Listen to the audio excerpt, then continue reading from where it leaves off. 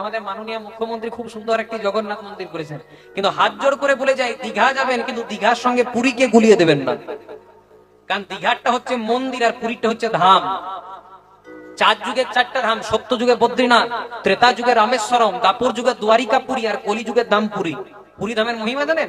একসঙ্গে 7-8টা পাত্রে রান্না হয়, যেটা নিচে থাকে তাতে আঁচ বেশি লাগে, তাতে আগে রান্না হওয়া দরকার। কিন্তু জগন্নাথের ওপার মহিমায় যেটা সবচেয়ে উপরে থাকে তাতে আগে রান্না হয়।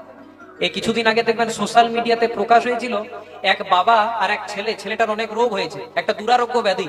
তারপর নিয়ে গেছে কোথায় হসপিটালে, ডাক্তার মৃত বলে ঘোষণা করে দিয়েছে। বাবা কিন্তু হাল ছাড়েনি, ছেলেটাকে নিয়ে জগন্নাথ মন্দিরে গেছে পুরী ধামে।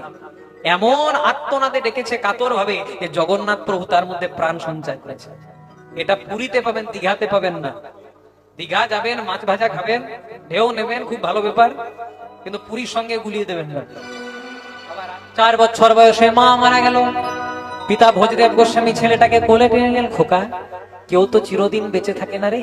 4 বছর বয়সে তোর মা মারা গেছে, কিন্তু তোর মায়ের বড় ইচ্ছা তুই যেন মানুষের মতো মানুষ হোস, তুই যেন মস্ত বড় পণ্ডিত হোস।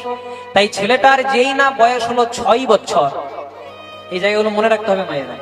4 বছর বয়সে মা মারা গেল, আর যেই না ছেলেটার বয়স হলো 6 বছর, পিতা ভোজদেব গোস্বামী ছেলেটাকে একটা পাঠশালায় ভর্তি করে দিলেন, যার নাম জামদহ গ্রামের পাঠশালা। এখনো যদি কেউ জয়দেব মেলা বেড়াতে যান, ওই জয়দেব মেলা থেকে 7 কিলোমিটার দূরে এখনো পর্যন্ত পাঠশালাটি আছে, কিন্তু এখন আর সেখানে পড়াশোনা হয় না। ওই জয়দেবের স্মৃতির উদ্দেশ্যে রেখে দেওয়া হয়েছে। আপনাদের কাছে হাত জোড় করে আমি একটা নিবেদন করব, 4টি জায়গা যেতে ভুলবেন না। একটা শ্রীধাম বৃন্দাবন, যেটা ভগবান শ্রীকৃষ্ণের লীলা ক্ষেত্র। দ্বিতীয় জায়গা হচ্ছে আমাদের বাংলার মাটিতে নদিয়া নবদ্বীপে এসেছিলেন চৈতন্য মহাপ্রভু, যিনি কলিযুগের ভগবান। তৃতীয় জায়গা হচ্ছে উড়িষ্যার জগন্নাথ মন্দির। আর চতুর্থ জায়গা হলো যার কথা আমরা শ্রবণ করছি।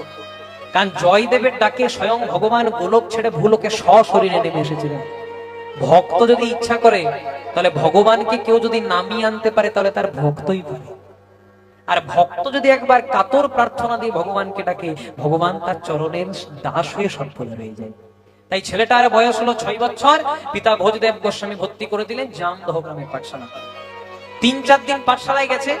5 দিনের দিন বাবাকে বলছে, বাবা আমি আর পাঠশালায় যাবো না। ছোট্ট ছেলে, আমি আর পাঠশালায় যাবো না। বলছে কেন? তুমি জানো না আমি তোমার এইটুকু ছেলে, আমার বুঝি ভয় করে না? তখন বাবা বলছে, খোকা তোকে তো আমার বলাই হয়নি, ওই বনের পথে যেতে যেতে তোর যদি কোনোদিনও ভয় করে, ওই বনের মধ্যে তোর একজন বন্ধু আছে। বন্ধু আছে? হ্যাঁ। বলছে কি নাম? বন্ধুর নাম হচ্ছে মধুসূদন। বাবা এমনি বলেছে, আর ছেলে বিশ্বাসও করে নিয়েছে। কথায় আছে, বিশ্বাসে মিলাই বস্তু, তর্কে বহু। তাই ছেলেটা মনে মনে চিন্তা করছে, দেখি কেমন মধুসূদন আছে।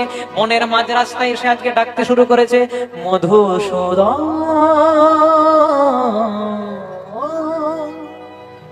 মধুসূদন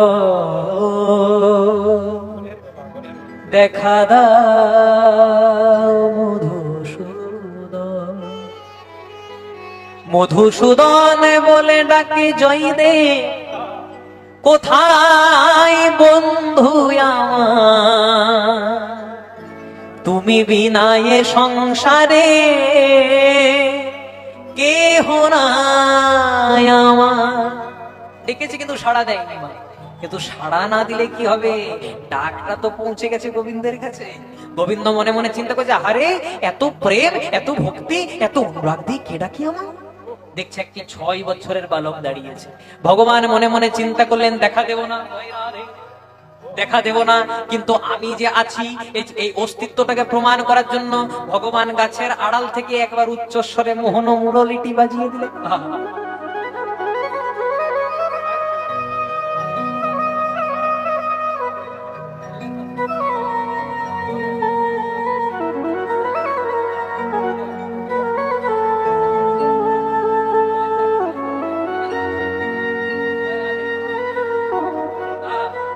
যেই না বাসিটা শুনেছে। আচ্ছা মায়েরা, জয়দেবের কত বয়স বলেছিলাম গো? 6 বছর। 5 নয় তো? আপনারা খুব সুন্দর মনে রেখেছেন। 6 বছরের ছেলে, ভালো করে বর্ণ পরিচয় হয় নাই। বাঁশির গানটা শুনে গীত গোবিন্দের প্রথম শ্লোক লিখছে, মধুরম মধুরম মধুরতি